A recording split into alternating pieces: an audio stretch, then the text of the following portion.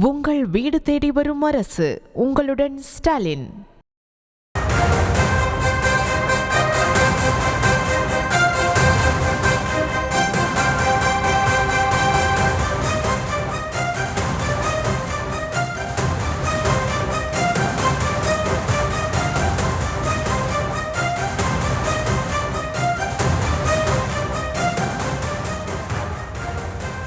மற்றும் ஒரு அண்மை செய்தி, தமிழக அரசின் நலன் காக்கும் ஸ்டாலின் திட்டத்தை எதிர்த்த வழக்கு குறித்து அண்மை செய்தியை தற்போது பார்த்து வருகிறோம். நலன் காக்கும் ஸ்டாலின் திட்டத்தை எதிர்த்த வழக்கை ரூபாய் 1 லட்சம் அபராதத்துடன் தள்ளுபடி செய்தது உயர்நீதிமன்றம்.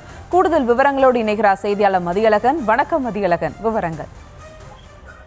சென்னை சேர்ந்த வழக்கறிஞர் எம் சத்யகுமார் என்பவர் மனு ஒன்றை தாக்கல் செய்திருந்தார். அதில் அரசு பணத்தில் அரசு ஊழியர்களை கொண்டு செயல்படுத்தப்படும் நலன் காக்கும் ஸ்டாலின் திட்டத்திற்கு முதலமைச்சர் பெயரை வைப்பது தவறானது என தெரிவிக்கப்பட்டுள்ளது.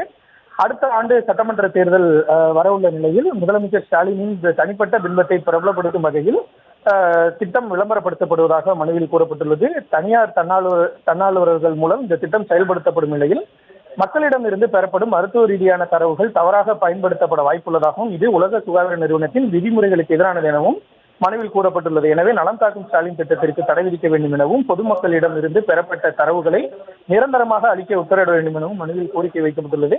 இந்த மனு தலைமை நீதிபதி MM ஸ்ரீவத்சவா, நீதிபதி சுந்தரமோகன் அமர்வில் விசாரணைக்கு வந்தது. அப்பொழுது இதே போன்ற வழக்கை ஏற்கனவே உச்சநீதிமன்றம் அபராதத்துடன் தள்ளுபடி செய்துள்ளதாக திமுக தரப்பு மூத்த வழக்கறிஞர் P. வில்சன் தெரிவித்தார். இதனையடுத்து மனுவை திரும்ப பெறுவதாக மனுதாரர் தரப்பில் தெரிவிக்கப்பட்டது. இதனை ஏற்க மறுத்த நீதிபதிகள் 1 லட்சம் ரூபாய் அபராதம் விதித்து வழக்கை தள்ளுபடி செய்து உத்தரவிட்டனர்.